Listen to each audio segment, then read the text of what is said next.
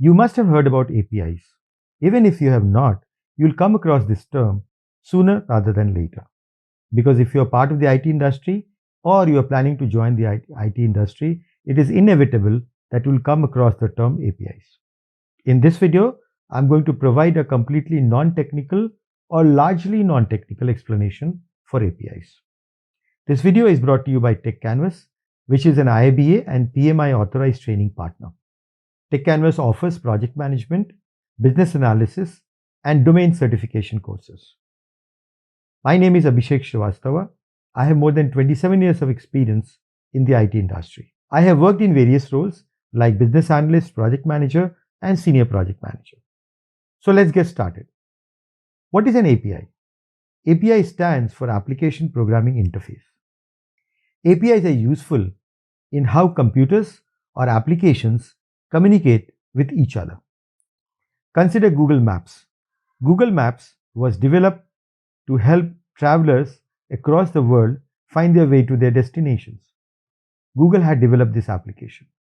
So Google created a database to capture longitudes, latitudes, and many other details for each location to help the travelers. All this data is privately held, as Google can't release this data, which will allow anyone to develop a similar application. And nobody can afford that.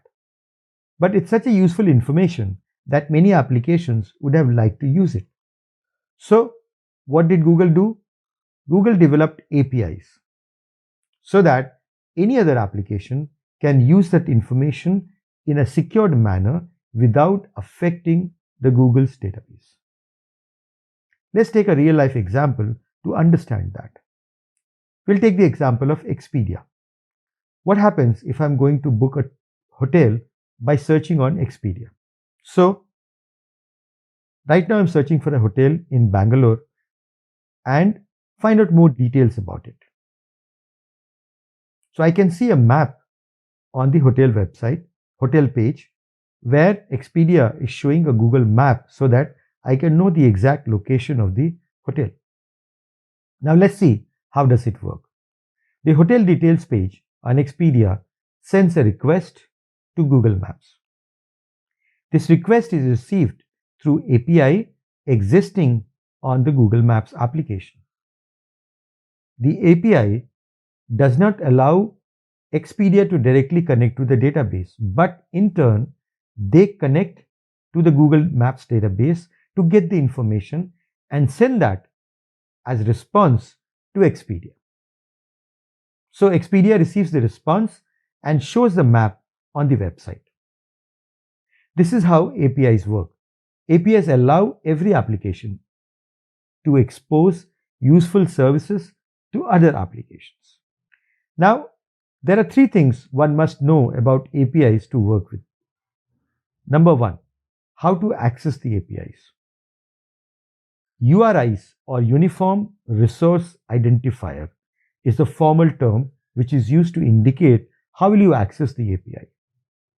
In simplest of terms, it is nothing but a URL which looks like any other website's URL, like https techcanvass.com.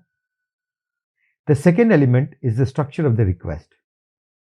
Every API has a defined way in which it can be communicated, and that is what is the request. So it could be in XML format, it could be JSON. There are many possible formats for the request. Same way, the response also follows a structure.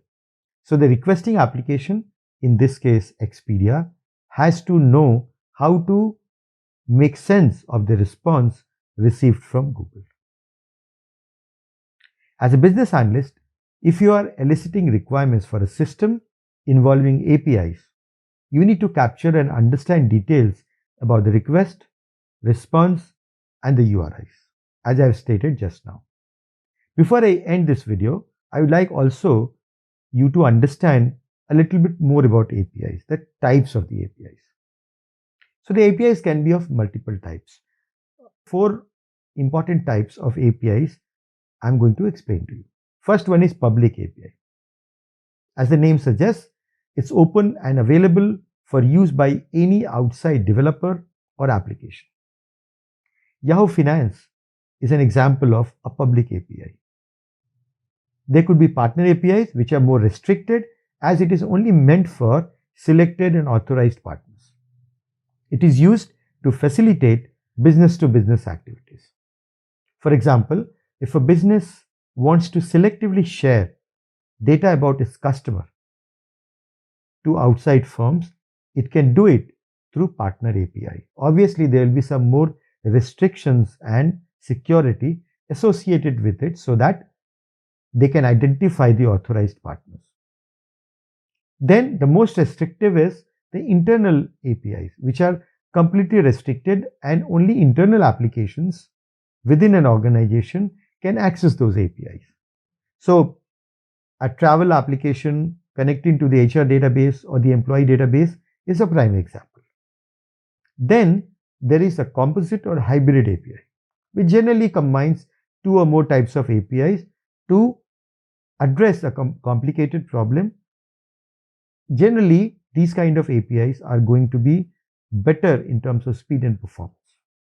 I hope this video is able to provide you the basics of APIs as far as a non-technical understanding is concerned.